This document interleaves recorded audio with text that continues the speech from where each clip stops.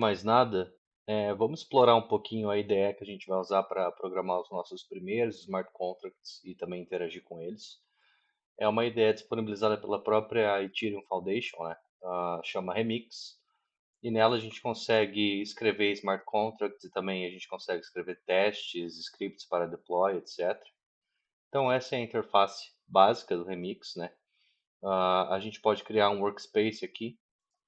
Ah, Esse template basic é ideal para começar, tá? Eles disponibilizam outros templates ali, de acordo com contratos do OpenZeppelin ou do X-Project, mas para o que a gente precisa fazer aqui, o basic atende bem, que é basicamente esse template aqui de workspace, né? Então ele vai separar em algumas pastas, né?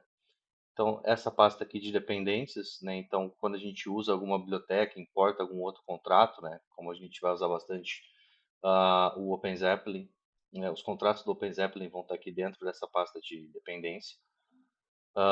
Os nossos contratos, né? Propriamente ditos, vão estar dentro da pasta contracts. Os nossos scripts de deploy, principalmente, vão estar dentro da pasta scripts. E também os testes unitários vão estar dentro da pasta tests.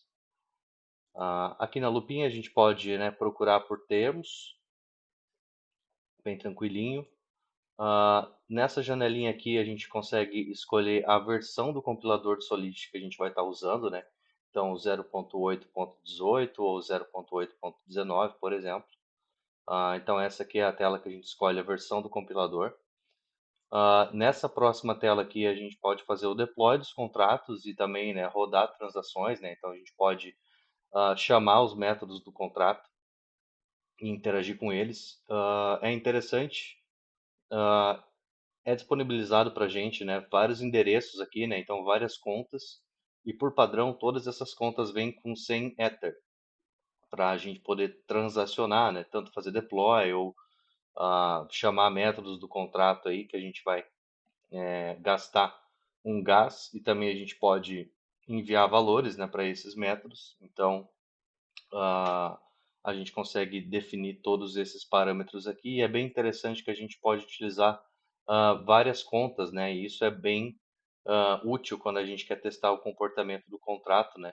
Entre uma conta e outra, por exemplo, uma conta de administrador, uma conta de usuário, ou uma conta de pagador e quem recebe determinada quantia de cripto, enfim, a gente tem várias contas aqui à nossa disposição.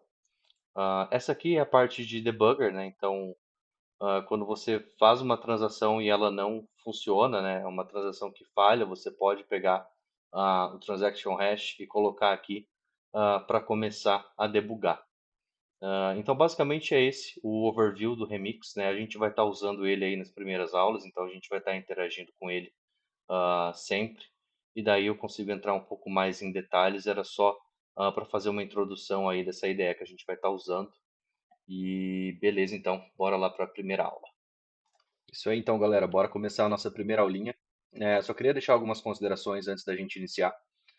Na descrição do vídeo vocês vão encontrar um repositório do GitHub que tem bastante coisa interessante, exemplos de código e alguns outros tutoriais aí que a gente consegue encontrar na internet. O que vocês estão olhando agora é uma tela inicial do Remix, que é uma IDE disponibilizada pela própria Ethereum Foundation, que a gente pode criar smart contracts e interagir com eles de forma mais intuitiva e é bem ideal para quem está iniciando. Depois, ali ao longo do curso, a gente vai migrar para um IDE, que no caso vai ser o VS Code, para a gente começar a explorar algumas outras possibilidades e também aprender um pouco sobre testes unitários e como fazer um deploy para uma testnet ou até mesmo para uma mainnet dos seus smart contracts. Na primeira aula, a gente vai aprender um pouco sobre os tipos primitivos em Solidity e também sobre os diferentes tipos de variáveis. Então, variáveis globais, variáveis de estado ou state variables e também as variáveis locais. Definindo um tipo de licença, que no caso vai ser unlicensed. E a gente também tem que adicionar a versão do compilador de Solidity que a gente vai estar utilizando nesse contrato, que no caso vai ser a 0.8.19. Logo após, a gente vai declarar o nosso contrato, e nesse caso o contrato vai se chamar read, write a gente declara o contrato e a gente pode começar então a escrever todo o código do nosso smart contract. Então, iniciando, né, vamos colocar um comentáriozinho aqui. E o primeiro tipo primitivo que a gente vai estudar é o uint, que é o unassigned integer, que basicamente vai significar números inteiros não negativos, né? Então, uint, ele pode ser um uint 8, que significa 2 elevado à potência de 8 menos 1. Ele pode ser um uint 16, que seria a mesma coisa que dizer que 2 elevado à potência de 16 menos 1. E até aí vai chegar no uint 256, ou apenas uint, que significa 2 elevado a 256 menos 1. Esses números aqui significam basicamente o valor máximo que pode existir dentro de cada tipo. Então, a gente pode declarar um uint 8 number, que é igual a 10. Da mesma forma, a gente pode também declarar uint 256 number 2, que é igual a 1000. E por aí vai. Então, basicamente, a gente vai usar uint quando a gente quiser declarar um número inteiro não negativo. Lembrando que existe a limitação aqui do uint 256, que é o valor máximo que a gente pode fazer o storage dentro do uint. Agora, se a gente quiser trabalhar com números inteiros também negativos, a gente não pode usar uint, a gente tem que usar o int, que é o integer. E eles também vão variar do int 8, que vai do menos 2 elevado a 7 até o 2 elevado a 7 a menos 1. Int 16, que vai do menos 2 elevado a 15 até o 2 elevado a 15 menos 1. E por aí vai até o int 256, que vai do menos 2 elevado a 255 até 2 elevado a 255 menos 1. Então, vamos declarar aqui alguns a título de exemplo. Vamos declarar aqui o primeiro int 8 integer 1, que vai ser menos 25. E a gente pode declarar também um int 256 integer 2, que é igual a 4. E lembrando também que se a gente não quiser colocar o 256, a gente pode colocar só int integer 3, que vai ser igual a 20. E por aí vai. A gente pode também fazer isso para descobrir qual que é o número mínimo ou máximo dentro de cada tipo. Então a gente pode fazer o seguinte: int 8 max int 8, que é igual a type int 8.max. Ou a gente pode fazer também o int 16 max int 16 igual a type int 16.max. E também a gente pode fazer para o mínimo int mínimo int igual a type int ponto mínimo. A gente pode inclusive fazer isso para uint também. Então a gente pode fazer um uint max uint igual type uint ponto max, ou uint minimum uint 16 igual type uint 16 ponto mínimo.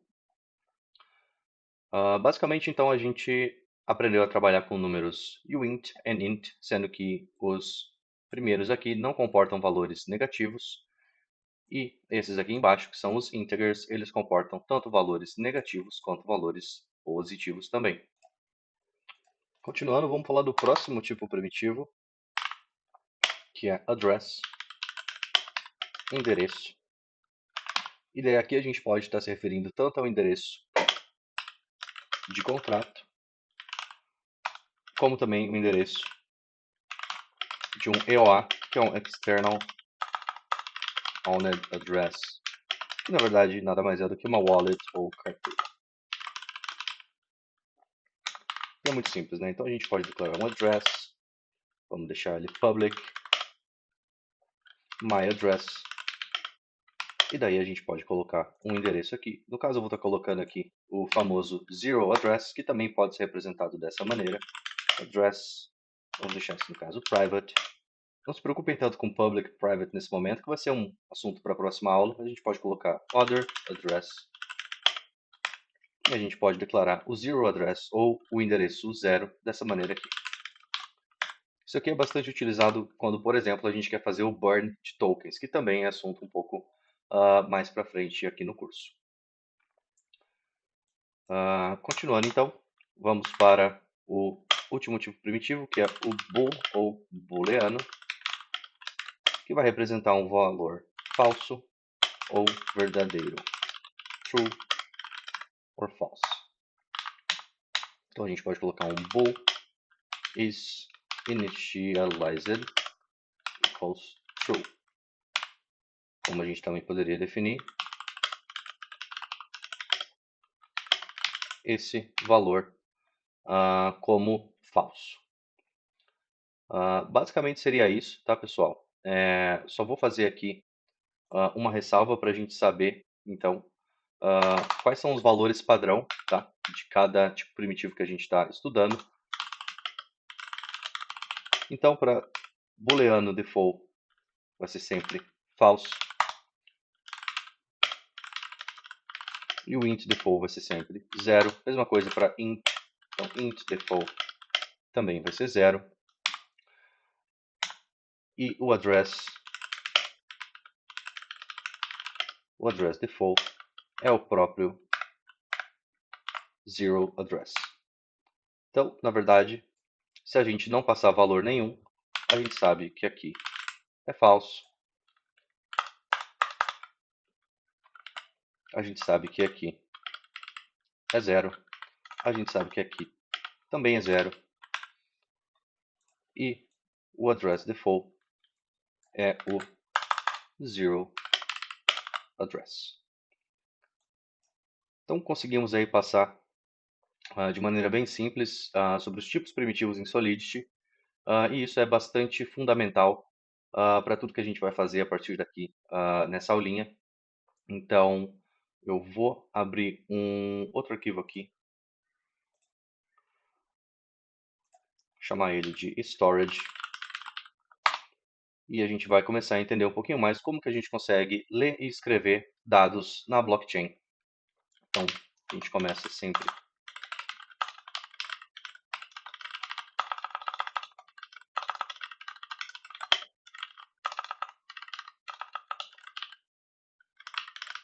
declarando o tipo de licença do contrato, depois a gente vai declarar a versão do compilador que a gente está usando, então Pragma Solidity 0.8.19. Inclusive é sempre bom a gente checar, né, se a gente está usando o mesmo compilador que a gente está declarando, né? Então aqui a gente está com a versão 0.8.19 e aqui também a gente está declarando que a gente vai usar essa versão do compilador dentro desse nosso Smart Contract. Então vamos seguindo um pouquinho. A gente vai declarar agora o contrato, então contract storage. E daí então a gente vai começar a entender como a gente pode ler e também escrever valores na blockchain. Então, considerando esse contrato storage aqui, a gente vai criar algumas variáveis e daí aqui a gente vai chamar elas de state variables. E por que elas são state variables? Porque elas estão acessíveis tanto para leitura quanto para escrita dentro do escopo do contrato inteiro, né? Então elas são acessíveis por qualquer função dentro do contrato. Então,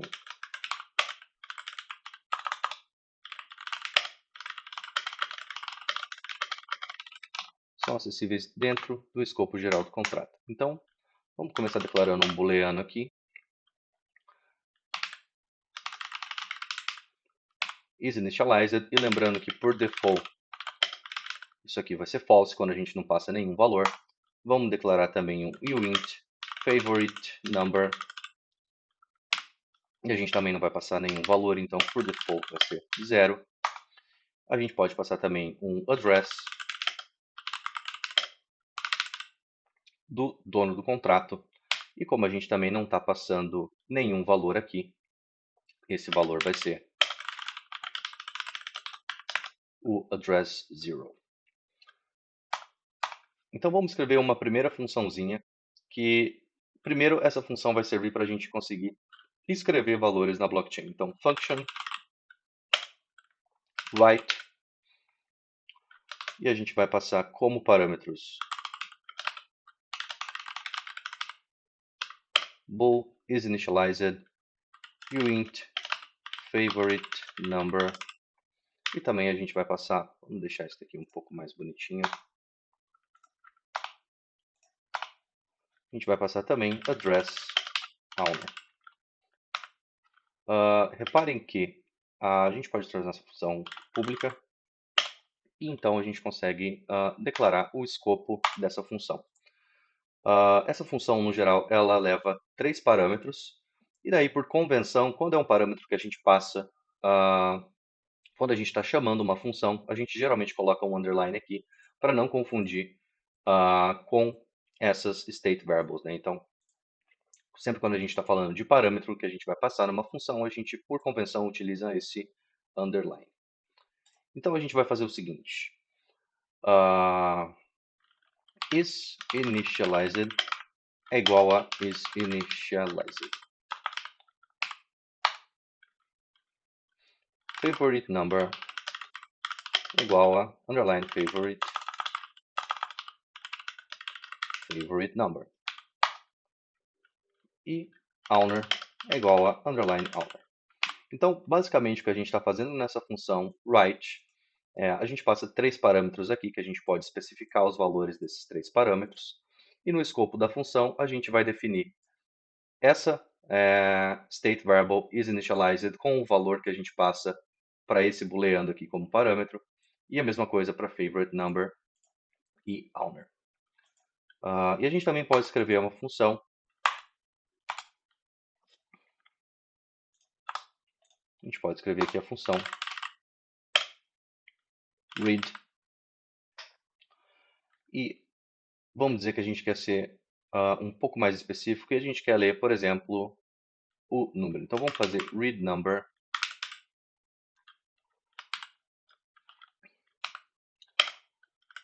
A gente pode fazer dela uma função public também. View returns unit. Então, antes da gente começar a escrever o escopo dessa função, vamos entender o que ela está fazendo. Então, ela é a função readNumber. Ela não leva nenhum parâmetro, é uma função pública. Não se preocupem, porque a gente vai chegar nisso um pouco mais à frente, mas ela é uma função pública, então quer dizer que ela pode ser chamada tanto dentro do escopo desse contrato, tanto por outros smart contracts que não estão dentro desse escopo, ou basicamente por qualquer endereço da blockchain, né? Então, quando a gente coloca public no escopo de uma função, quer dizer que ela é a mais aberta possível. Quando a gente coloca view, quer dizer que ele vai apenas ler algum dado, então ele não vai escrever. Essa função não tem a capacidade de escrever dados na blockchain, diferente da função write.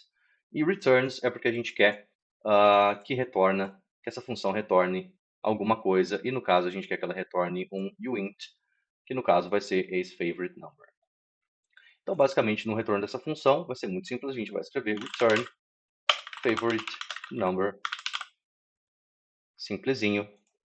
Então, aqui a gente tem uma função para fazer leitura. Vamos então compilar o nosso contrato. Excelente, a gente não teve nenhum erro de compilação. Então, a gente pode fazer o deploy desse contrato storage, clicando nesse botãozinho aqui no Remix. A gente vai fazer o deploy desse contrato e a gente consegue ver aqui o endereço, né? Então, a gente consegue ver que esse contrato foi efetivamente criado ou deployado. E se a gente clicar nessa setinha aqui, a gente vai ter acesso a essas duas funçõezinhas que a gente criou, que é a função write e a função readNumber. Se a gente clicar aqui também, dentro da função write, a gente consegue definir os valores, né? Então a gente sabe que para esse parâmetro é um valor booleano, para esse parâmetro aqui é um uint ou uint 256, e para esse parâmetro aqui é um endereço. Então vamos fazer o seguinte. Vamos passar aqui um booleano true. Então quer dizer que esse contrato foi iniciado, né, dentro aqui do nosso esqueminha. O favorite number eu vou colocar 512 e o owner address eu vou colocar o zero address, apenas a título de exemplo. Então a gente consegue transacionar, ou seja, a gente vai chamar essa função, esse método do smart contract, e a gente vai estar escrevendo efetivamente esses valores que a gente está passando como parâmetro na função aqui dentro dessas state variables, né? Então eu vou clicar aqui em transact. A gente consegue ver aqui que a transação foi bem sucedida. E a gente consegue então clicar aqui dentro dessa outra função, que é a readNumber, e a gente espera que isso vai retornar 512, porque foi o valor que a gente passou aqui na function write. Então a gente vai clicar aqui, e muito bem, a gente consegue ver que agora esse valor que inicialmente não tinha sido iniciado e que por default seria zero, depois da gente fazer uma escrita, né, chamando essa função write e passando como parâmetro o número 512, quando a gente chega nessa função de leitura, a gente consegue efetivamente fazer a leitura e descobrir que aquele valor ali é 512. Muito bem, galera, vamos começar a nossa segunda aula então. Basicamente, essa aula vai ter duas partes também. Na primeira parte, a gente vai falar sobre alguns tipos de estruturas de dados dentro do Solidity.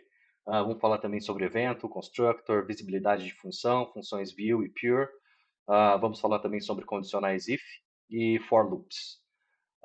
Então, podemos começar lá, né? Como sempre, a gente tem que definir o tipo de licença do contrato.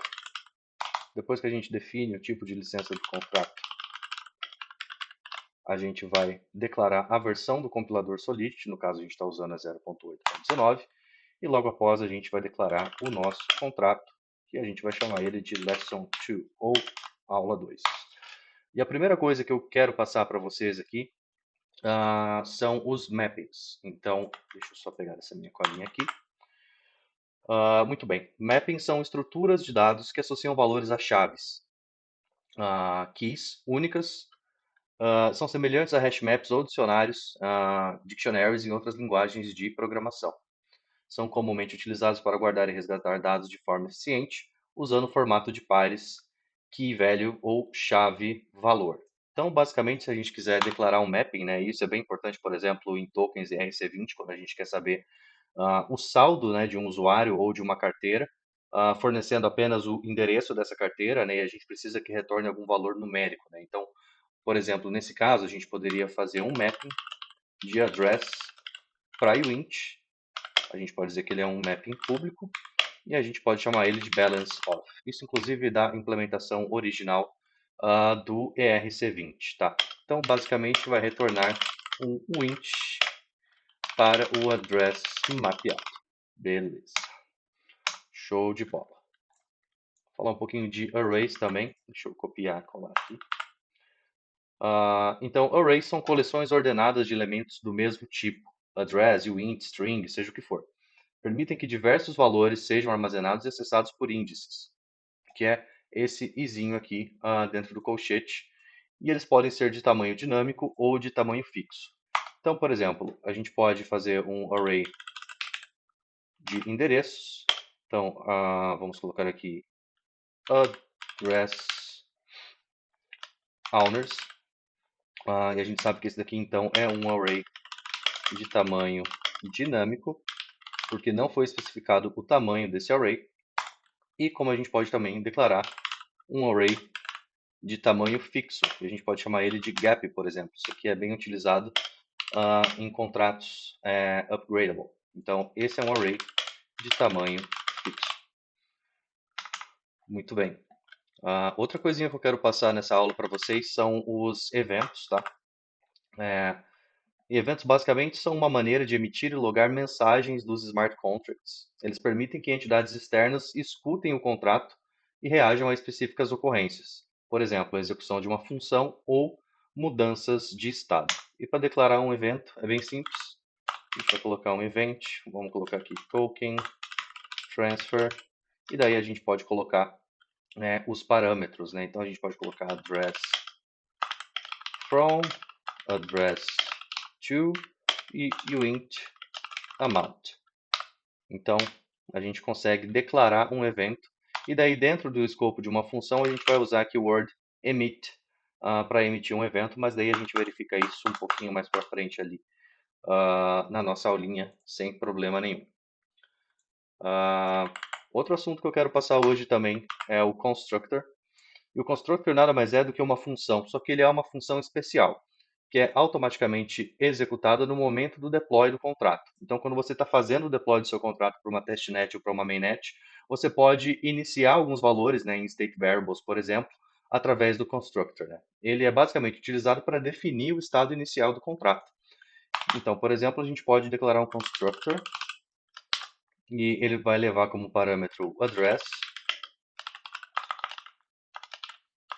owner, e basicamente vamos só criar então aqui em cima de tudo, vamos criar aqui uma state variable para ser inicializada.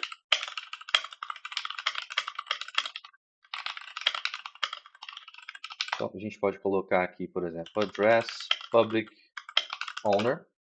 Então essa é uma state variable que não tem valor nenhum, né? Então ela não foi inicializada no momento de escrita do contrato, né? Diferente se a gente colocasse aqui, por exemplo, um address, né?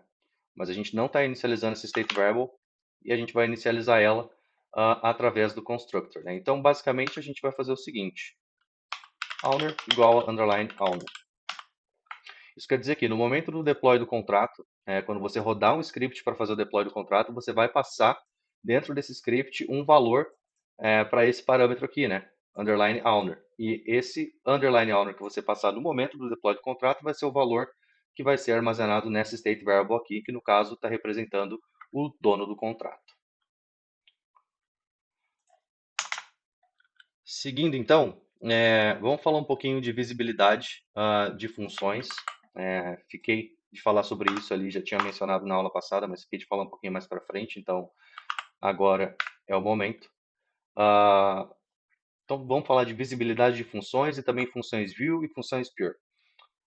Começando aqui pelos quatro tipos de visibilidade, a gente tem o public, que é o tipo de visibilidade de função mais aberto de todos. Né? A função pode ser chamada internamente pelo contrato, ou externamente por outro contrato, ou EOA, né? Uma carteira.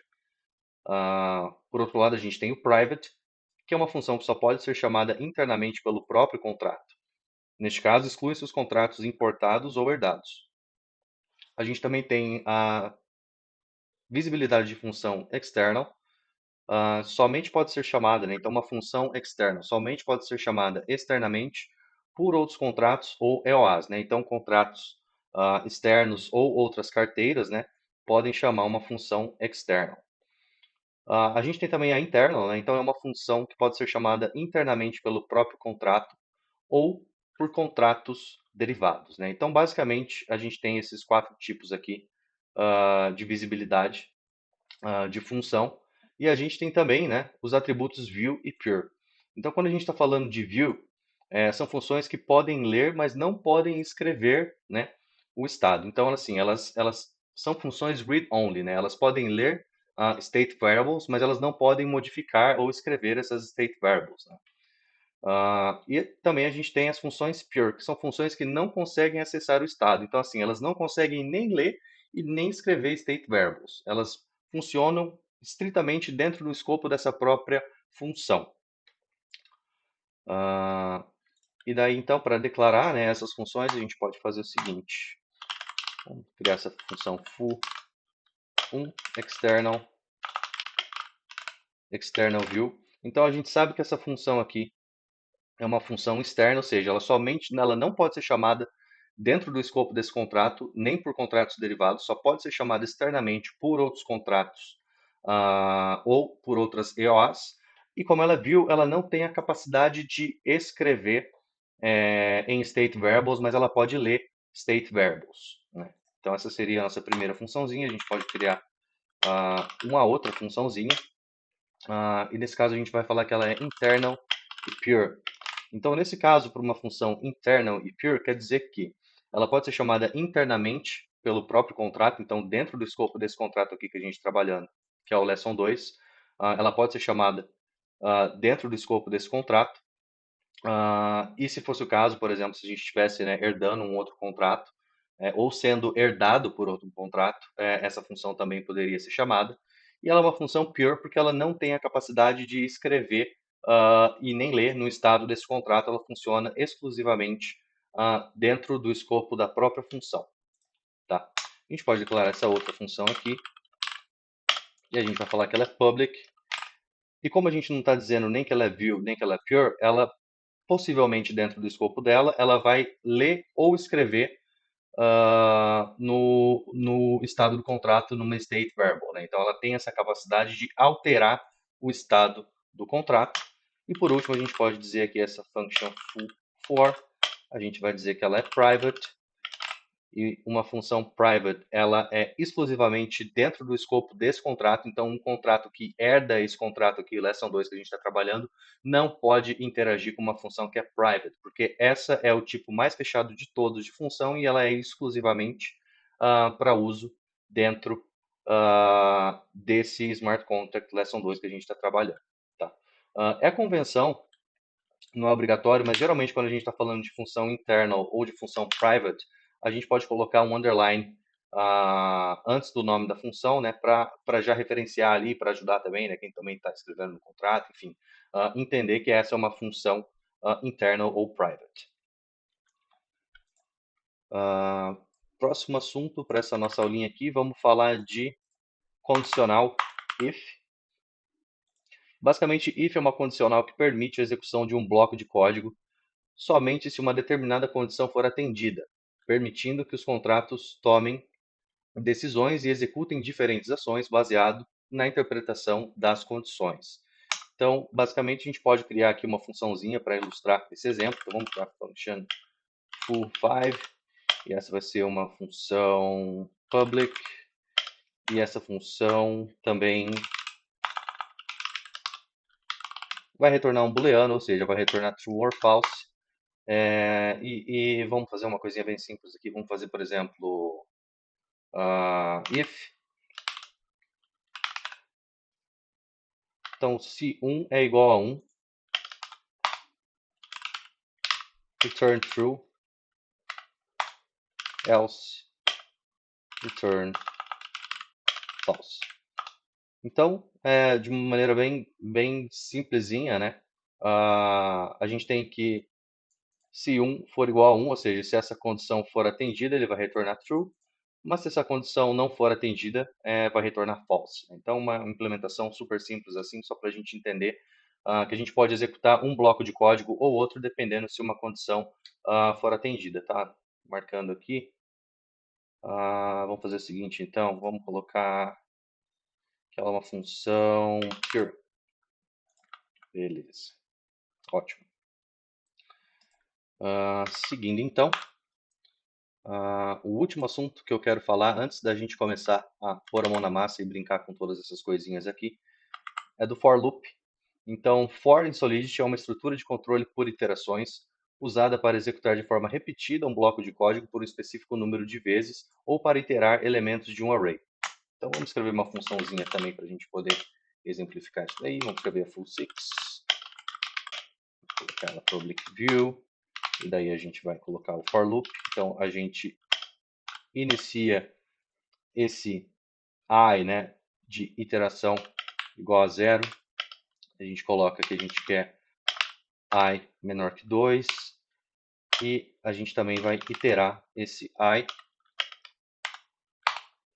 E daí aqui a gente coloca o bloco de código que a gente quer que seja executado. E daí quando essa condição for atendida, a gente pode colocar um break para continuar a execução dessa função.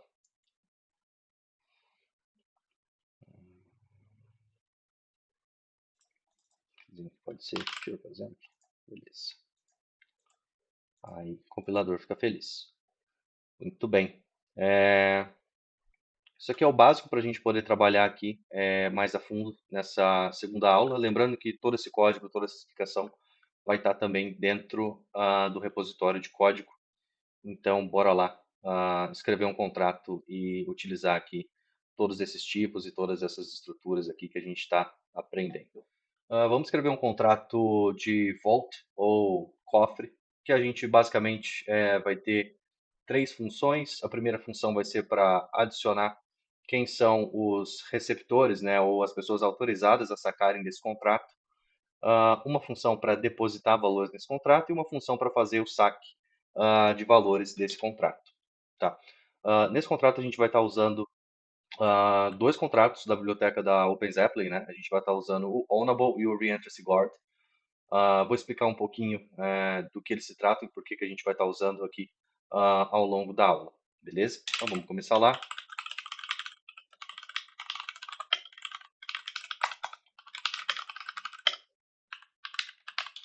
Opa. Beleza, declaramos ali o tipo de licença, a versão do compilador, vamos declarar agora o contrato, então contract vault. E aqui a gente já tem um contrato, né? Se a gente quiser compilar ele, ele compila sem problemas. Então, a primeira coisa que a gente vai fazer aqui vai ser importar esses dois contratos que a gente vai usar da biblioteca do OpenZeppelin. Então, import OpenZeppelin contracts access ownable. O primeiro contrato que a gente vai herdar. E o segundo é OpenZeppelin contracts security reentry guard. Então a gente vai importar esses dois contratos aqui. E daí quando a gente está declarando esse nosso contrato, a gente vai colocar aqui o word is ownable reentry guard. Então por que a gente está fazendo isso? Né? Porque a gente quer importar, herdar tudo que existe nesse contrato ownable e tudo que existe nesse contrato reentry guard. Então, por exemplo, se a gente vier aqui e compilar, ele vai compilar com sucesso. E se a gente quiser, por exemplo, fazer o deploy desse contrato, a gente pode ver que ele também tem essas funções aqui que eu não escrevi, né, no escopo do contrato. Então, o contrato Vault, em tese, ele não tem nenhuma função ainda, mas como ele está herdando esses outros dois contratos, e particularmente essas três funções aqui, né, duas funções que escrevem e esse getter aqui do Ownable. Antes de mais nada, vamos explicar o que são esses contratos que a gente está herdando, tá? E por que a gente está herdando eles. Então, basicamente, eu vou começar explicando o Ownable, que é uma implementação do OpenZeppelin, né? Que, inclusive, o OpenZeppelin é uma biblioteca de contratos bastante utilizada, né? Creio que é a mais popular para quem desenvolve em Solidity. E ela fornece várias implementações que são bastante úteis aí no momento que você estiver escrevendo o seu smart contract. Então, não deixa de conferir esse repositório do GitHub que vai estar ali na descrição do vídeo. Então, dando uma olhadinha aqui por cima desse contrato Ownable, ele faz basicamente o que a gente fala de access control ou controle de acesso, né? Então, como a gente estava vendo ali, né, existem algumas funções que, por conveniência ou por necessidade, a gente precisa declarar essas funções como external ou como public, porque a gente quer que essas funções possam ser chamadas, né, fora do escopo do contrato, então a gente quer que elas possam ser chamadas por um outro contrato ou que elas possam ser chamadas por uma outra carteira. Então, a gente precisa definir a visibilidade dessa função como public ou como external, mas muitas vezes a gente não quer que essa função seja chamada por qualquer pessoa, né, por qualquer EOA ou por qualquer contrato, né. Então aí que entra a necessidade da gente fazer o controle de acesso ou access control. E o Ownable é a implementação mais simples, né. A gente também pode trabalhar com access control role-based, né, ou baseado em funções. Mas como isso aqui é um curso rápido, apenas para trazer ali alguns conceitos básicos do Solid, a gente vai trabalhar com o Ownable, que é a implementação mais simples de Access Control disponibilizada pela OpenZeppelin. Tá?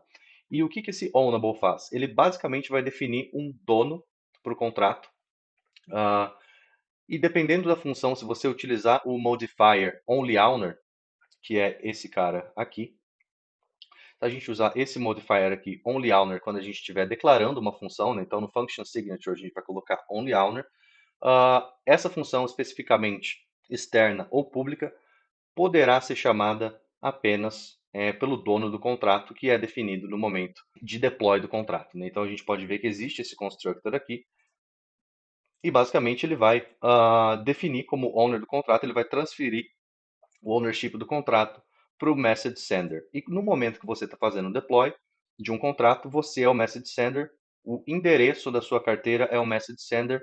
Então, essas funções que você colocar esse modifier onlyOwner só poderão ser chamadas externamente ou de forma pública por você. Então, é uma implementação bastante simples. A gente vai brincar um pouquinho em como utilizar esse contexto do Ownable também em algumas outras situações, mas é interessante que vocês saibam como que ele funciona basicamente, né? Então, é interessante dizer também que o modifier nada mais é do que uma função especial que tem a capacidade de modificar o comportamento de outras funções, né? Podem ser pre-state ou post-state. E o que que isso significa? Significa que o modifier ele pode ser executado tanto antes ou depois de uma função, né? Então, basicamente, esse underline aqui significa o momento que o modifier vai ser executado. Se vai ser executado antes do restante do escopo de uma função ou se o modifier vai ser executado depois do escopo de uma função. Então, basicamente, esse é o Ownable, é um dos métodos de access control, de controle de acesso, bem comuns, assim, muito aplicados, né, e é disponibilizado aí essa implementação padrão pela OpenZeppelin, tá? Então vamos começar aqui, escrever o nosso contrato. Primeiro aqui a gente vai ter nossas state variables, e a nossa primeira state vai ser um mapping de address para uint. A gente vai dizer que esse mapping é public, ou seja, ele vai criar um getter e a gente pode acessar essa informação de forma pública, né? Ela não é restrita e a gente vai chamar ele de contributions. Depois a gente vai declarar um array de endereços e a gente vai dizer que esse é um array público também e a gente vai chamar ele de authorized receivers ou receptores autorizados, ou seja, é quem a gente quer autorizar que possa fazer o saque no contrato desses valores que forem depositados.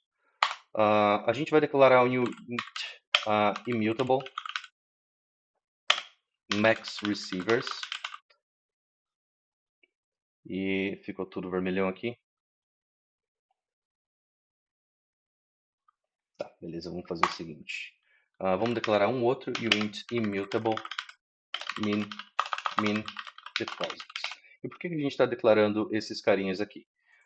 Primeiro, porque a gente quer definir um número máximo de receptores, né? Então esse contrato pode ter um número máximo de pessoas autorizadas a fazer o saque e a gente quer também definir uma quantidade de depósitos mínimos, né? Então só vamos então criar aqui um constructor para sair essa mensagenzinha aqui. Então vamos criar esse constructor agora e esse constructor vai ser um uint max receivers e também um uint minimum deposits. E daí a gente vai dizer que max receivers é igual a underline max receivers e mínimo deposit, depósito mínimo, né? No caso, valor mínimo de depósito, mínimo deposit igual min deposit. Então, basicamente, a gente vai estar inicializando o contrato, né? Então, basicamente, inclusive, por que que é immutable, né? Immutable porque depois que esse valor aqui, essa state variable, for inicializada pelo construtor, ela não pode ser alterada depois, né? Então, no momento do deploy, a gente vai estar passando esses dois parâmetros aqui, que vão escrever esses valores aqui nessas duas state variables. Beleza. Eu acho interessante também a gente brincar com counter nessa aulinha aqui, então vamos colocar aqui um deposit counter e também vamos colocar um withdraw counter para a gente saber quantos depósitos e quantos saques foram feitos nesse contrato. Beleza. Então a gente tem aqui nossas state variables, a gente tem também o nosso constructor já escrito. Vamos partir primeiro então para a nossa função authorize, que basicamente vai servir para autorizar determinado endereço a fazer o saque. Então a gente vai adicionar um endereço naquele array ali de authorized receivers, que daí então vai poder fazer o saque nesse contrato. E a gente vai passar como parâmetro aqui dessa função o endereço de um receiver. A gente vai dizer que essa função é public. A gente vai dizer que ela é only owner. Então a gente está aplicando esse modifier aqui, only owner, do ownable. E daí então a gente vai fazer o seguinte, a primeira coisa que a gente vai checar antes de executar essa função propriamente dita é se ah, existem, se já foi atingido o limite máximo de receivers, né? Então a gente está definindo aqui, por exemplo, max receivers, a gente pode dizer que no momento do deploy a gente já está passando esse valor aqui como 5, por exemplo, né? Ah, então, a primeira coisa que a gente vai fazer aqui nessa função authorize vai ser um require. Ah,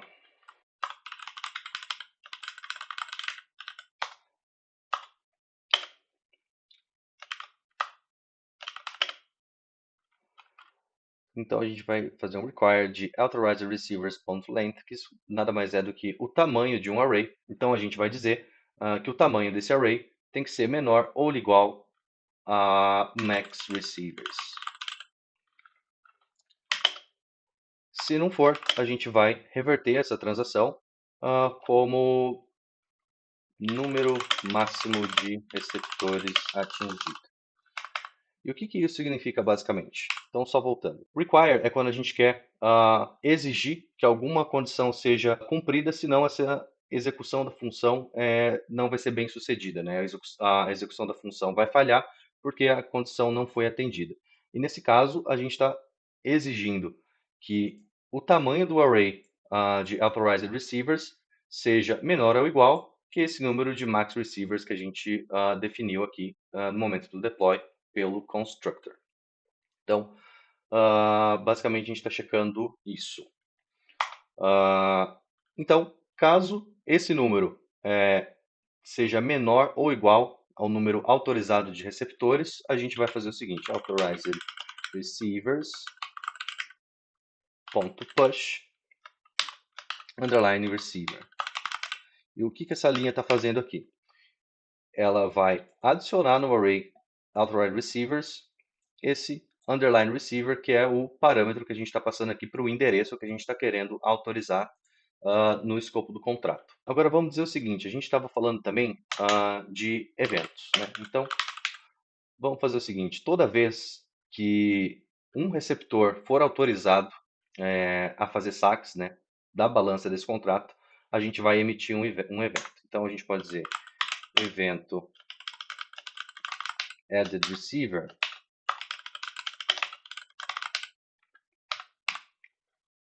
e passando como parâmetro o endereço do receiver, e daí aqui,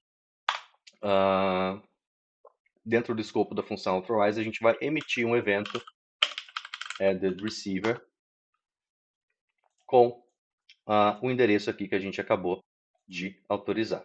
Bem tranquilinho, então a gente criou essa nossa primeira função, que é uma função pública, mas no entanto só pode ser chamada pelo owner do contrato, ou seja, o endereço que fez o deploy, ou então o endereço que após o deploy foi autorizado a executar determinada função dentro do contrato. A gente pode compilar esse nosso contrato aqui, e eu vou fazer o deploy desse contrato novamente. A gente já pode ver, inclusive, que no momento do deploy, ele já pede aqui, então, esses parâmetros aqui que a gente está passando no constructor. Então, vamos dizer que max receivers a gente quer que seja 5, então 5 endereços diferentes podem sacar valores desse contrato. E mínimo deposit, vamos dizer que a gente quer um Ether. E nunca se esqueçam que quando a gente quer representar um Ether inteiro, a gente deve considerar 18 decimais, de forma que vai ser um número mais ou menos assim. Beleza, a gente vai clicar aqui em Transact, a gente vai fazer o deploy desse nosso contrato. E se a gente clicar nesse getter aqui, o owner, ele vai retornar esse endereço aqui, 5B, que é exatamente esse endereço aqui, essa conta que a gente usou para fazer o deploy do contrato, né? Então, o primeiro owner do contrato é sempre quem executou o deploy. E a gente pode ver que essa função authorize, ela leva como modifier o only owner, de forma que apenas quem é o owner do contrato pode chamar essa função aqui. Então, para fazer um teste, vamos fazer o seguinte: pegar um endereço qualquer, vamos pegar o zero address, e a gente quer autorizar, então a gente vai chamar essa função aqui, e a gente vai passar como parâmetro esse endereço aqui apenas para teste, e a gente vai autorizar. Beleza, a execução passou, quer dizer que a gente autorizou esse endereço aqui. Vocês podem ver que o método foi chamado normalmente, né? Porque eu estou aqui com essa conta que é a owner do contrato. Se eu mudar de conta, então vamos dizer, é uma outra EOA, ou até mesmo outro contrato chamando esse método, se eu clicar aqui em Authorize, não vai passar, vai reverter. Por quê? Porque esse endereço não é o owner, né? Então, exatamente aí na prática, né, como esse modifier funciona, autorizando somente o owner do contrato a chamar esse método. Quando a gente tenta fazer o call desse método utilizando uma outra conta, a execução reverte, porque essa outra conta aqui não é o owner do contrato. A gente pode voltar aqui de novo e clicar em Authorize.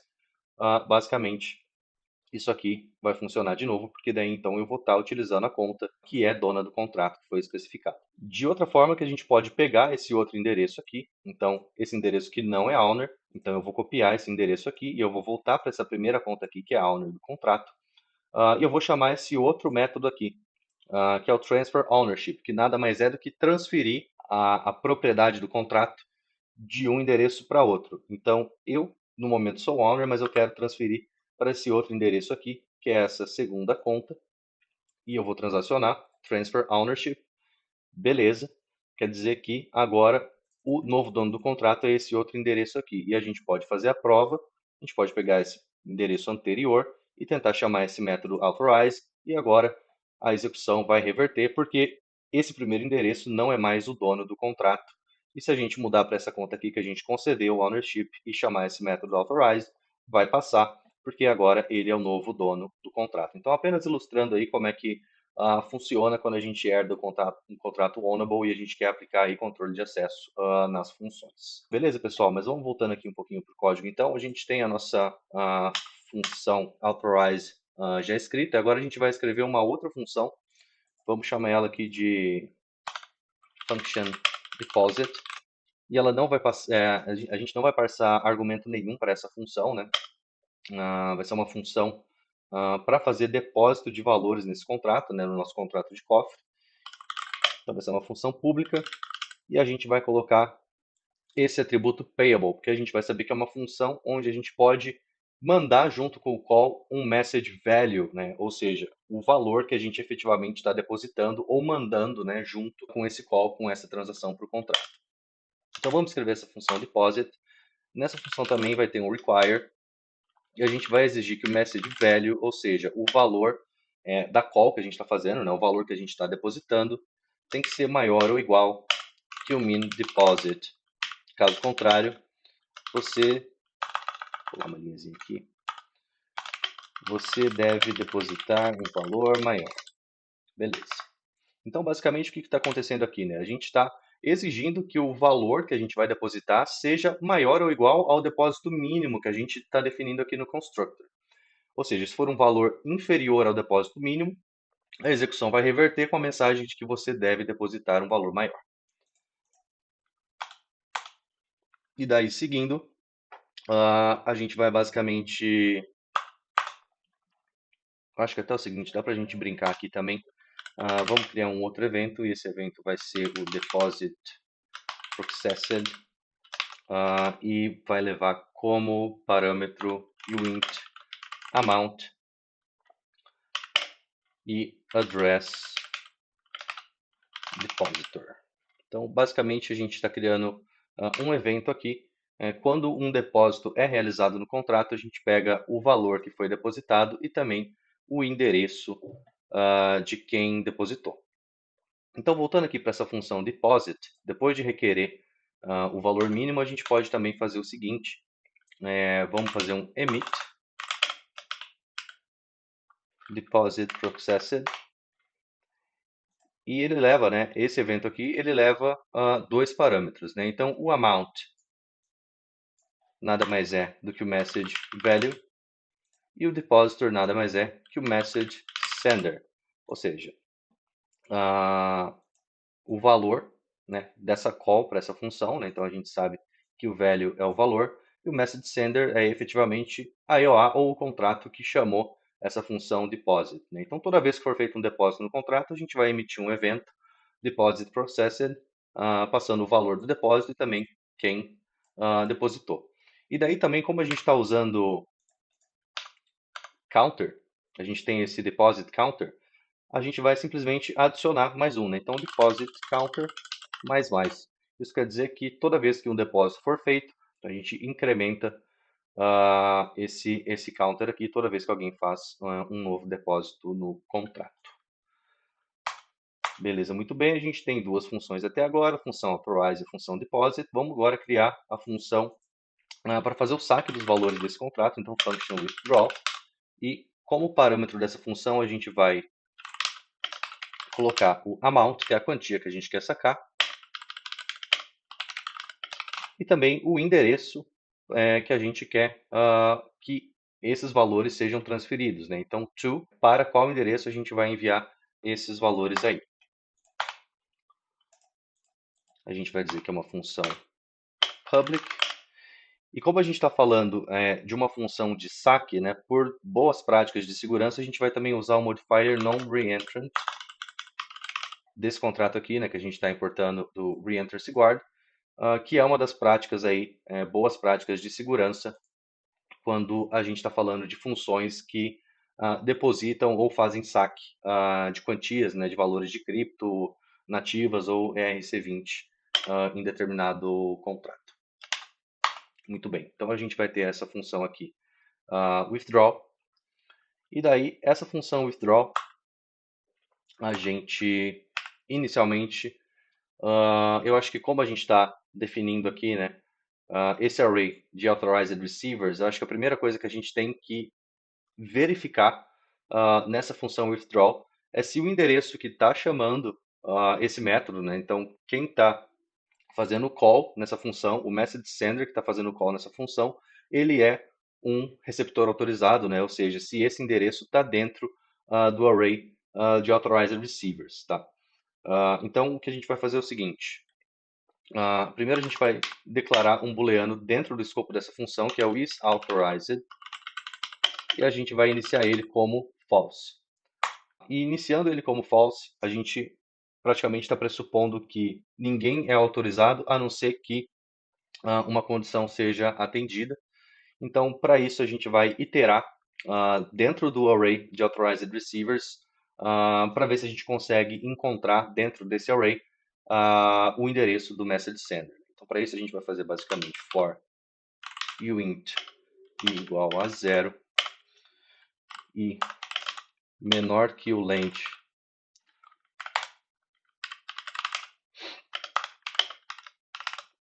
do array de authorized receivers.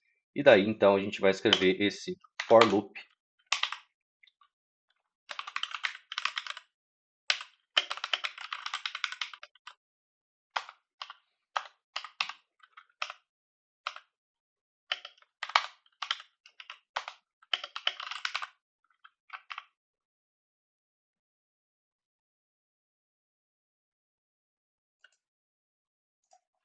escrevi errado aqui. Beleza.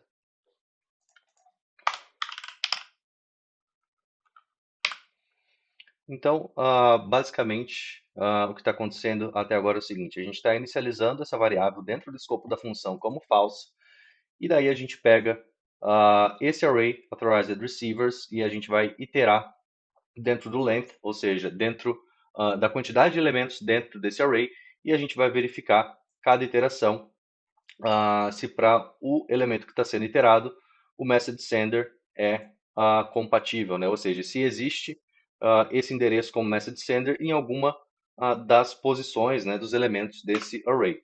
E daí, então, se existir, a gente vai mudar o isAuthorize para true, ou seja, o que era falso antes, se a gente encontrar o endereço do message sender dentro de algum dos elementos desse array authorized receivers, então a gente vai dizer que ele é um receptor autorizado.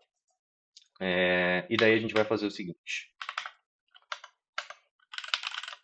Então a gente vai escrever um require querendo que esse isAuthorize seja true, e caso não seja, color não é autorizado. Então basicamente, se a gente não encontrar esse message sender, né, dentro desse array aqui, a pessoa não pode, né, ela não tem a capacidade de fazer uma call para esse contrato. Muito bem.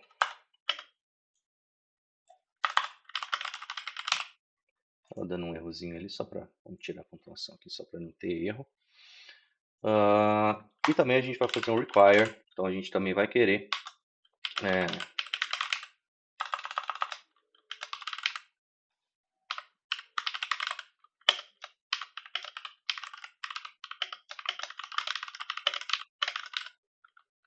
então, basicamente, o que a gente está fazendo aqui, para que essa função possa ser executada também, a gente está querendo que o balance do address this, então quando a gente usa address this, a gente está se referindo ao endereço desse contrato que a gente está executando, né?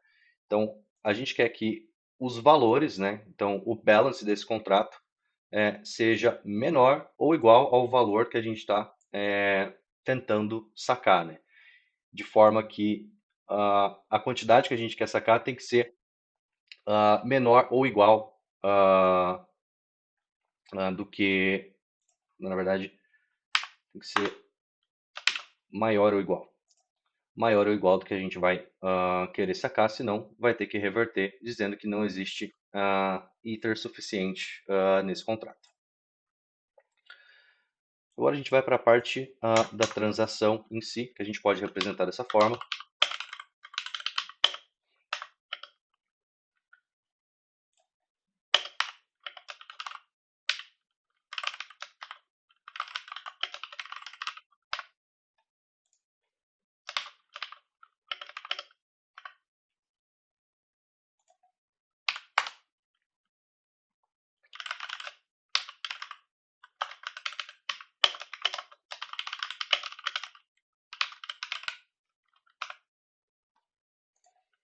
Então a gente basicamente vai fazer um call para esse tool com um amount, né? Então esse amount que a gente está passando como parâmetro aqui na função withdraw vai ser exatamente o valor que a gente vai fazer um call para esse endereço to.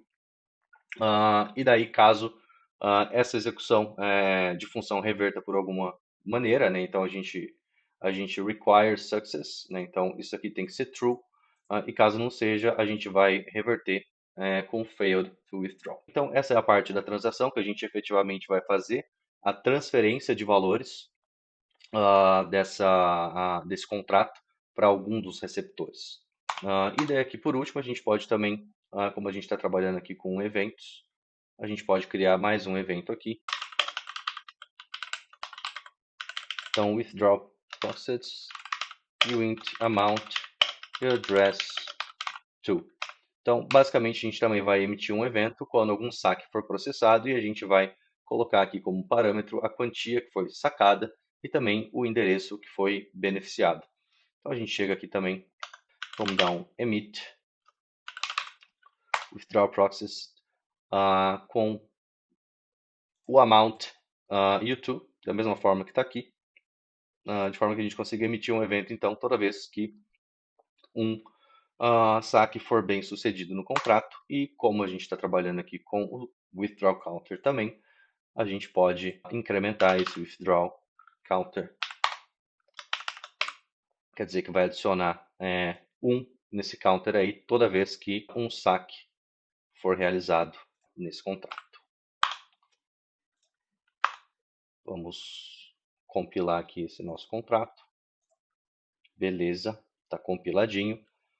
E vamos então fazer o teste, né? Eu já tinha excluído então, vamos fazer o deploy novamente. Vamos escolher aqui essa primeira conta para fazer o deploy. Vamos dizer que max receivers é 5 e o mínimo deposit é 1 Ether. Então,